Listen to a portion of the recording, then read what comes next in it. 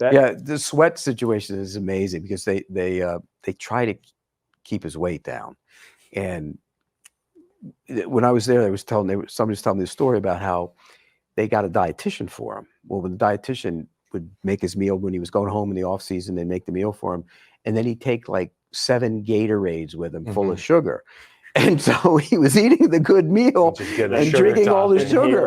And they told him, you can't drink those and think you're going to lose weight. That's one thing about the National Football League. They will have an abundance of stuff for you to take home if you would like, with refrigerators stocked with Pedialyte and Gatorade. Now the hard part is figuring out when to use each of these things. You forgot the Toradol. I wish they had more Toradol.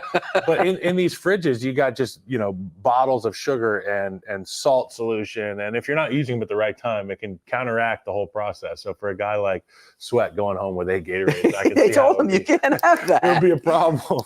He did look like a house, though. I mean, oh my gosh, 360. He looks like a duplex, not a house. Surprised. He's not 2 front doors on that building. Let's put it this way: they wanted him at 355.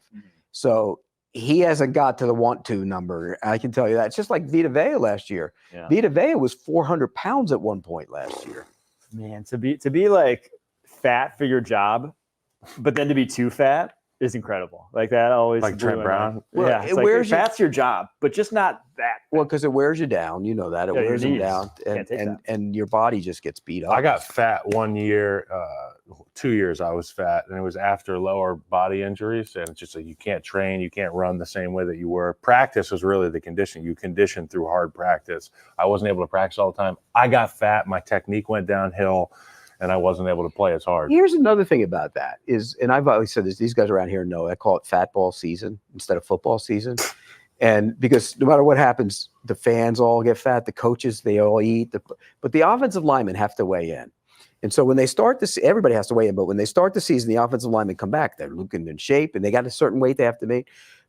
In November, they're still making the weight, but their bodies composition changed. That's such a good point. It's so different. That's such a good point. You look at a guy in September and he's like, he's yoked almost, and then by November he's slovenly. That's why we build our fortification up so strong in the off season, so that day one you could look at your veteran, he look at you and say, how do you feel today? And you say, I feel pretty good. Well, good. That's the best you'll feel all season long, because you're not going to be able to lift weights with the same fervor that you did in the off season. Your nutrition maybe will take it's fat ball season. Yeah, it's fat. That's a good way to put it. Not necessarily fat ball season, but you lose muscle mass throughout the season. Right.